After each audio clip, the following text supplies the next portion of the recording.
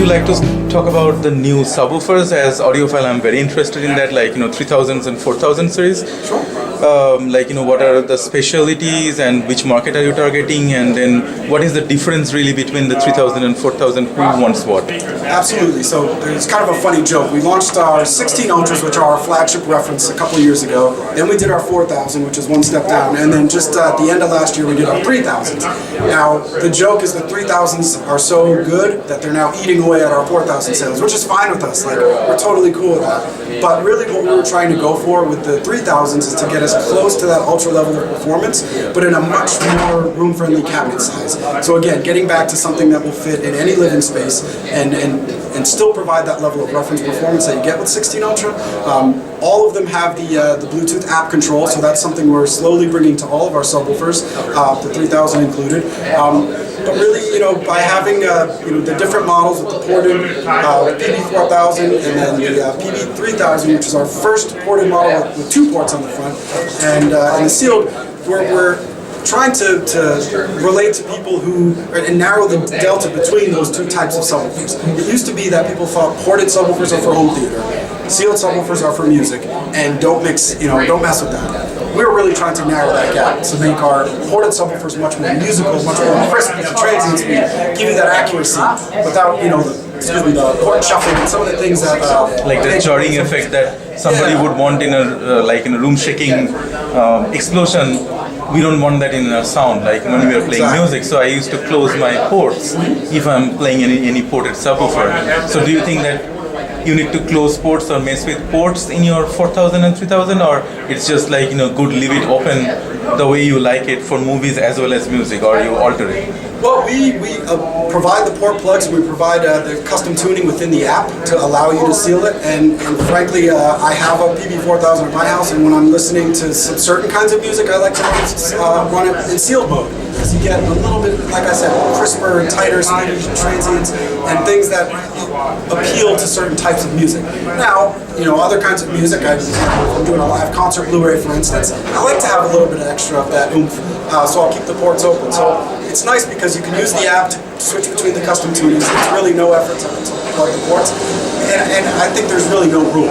Like, people do it based on what their tastes are and what kind of content they're listening to.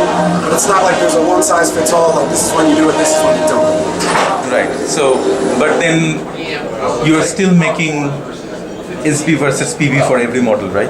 Absolutely, yes. So you're not making like one model so that you can manipulate that for audiophile and movie, and then we are not making anything else. Correct. I will always recommend a sealed cabinet subwoofer for if you're a true audiophile, you do critical listening, you want to get complete accuracy, you want to have that detail articulation.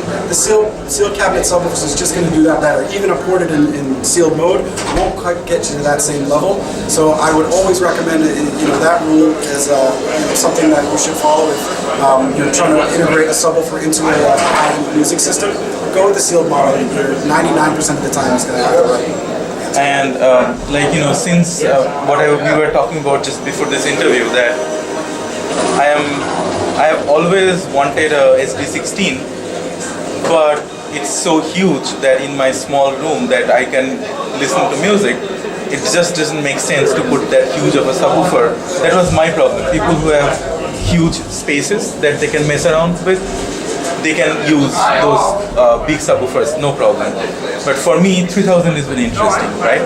Now, how big are we looking at 3000? Is it like 2000 SB 2000 size, or it's bigger than that? It's about an inch larger on all sides than the SB 2000. Inch, it's still not too much. No, it's a very compact form factor, especially given the output that it can create. It's an 800 watt RMS, 2500 watts peak, and that's conservatively rated.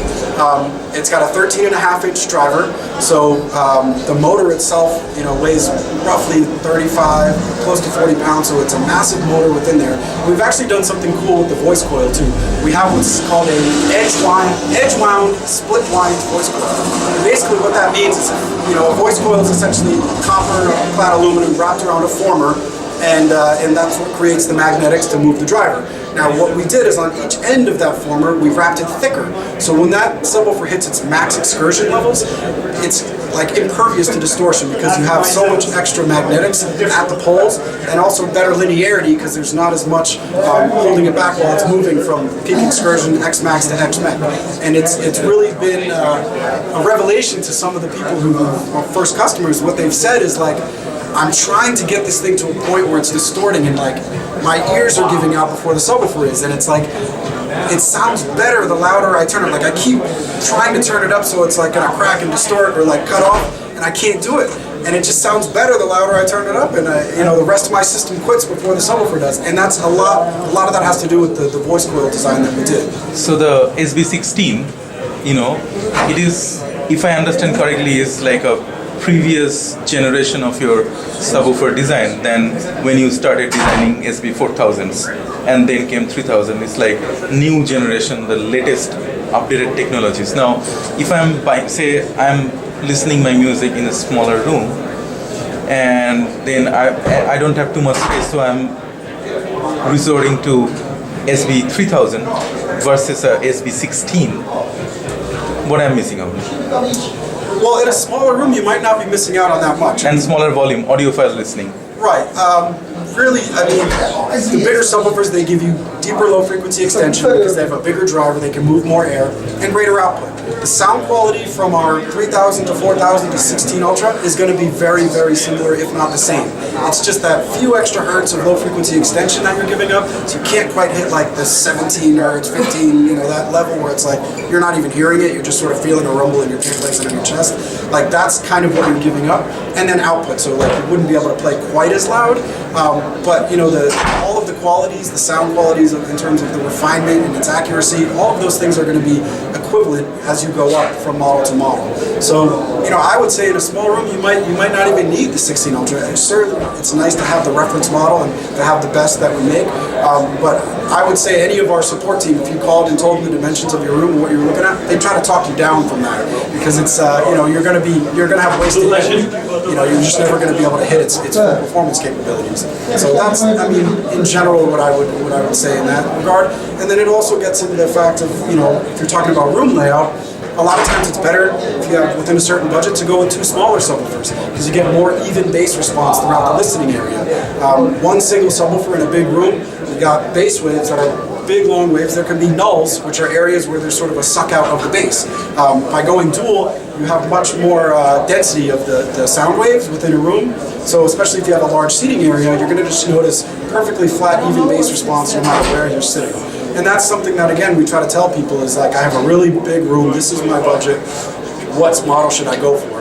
And we'll try to tell them, like, if you go with duals of the smaller version, you're going to have a better experience just in terms of the total coverage of the room. That was my last question, actually. One of those, I don't want to name any other brand because this is about SVS. Now, other they have a cabinet and then they fit two drivers in them.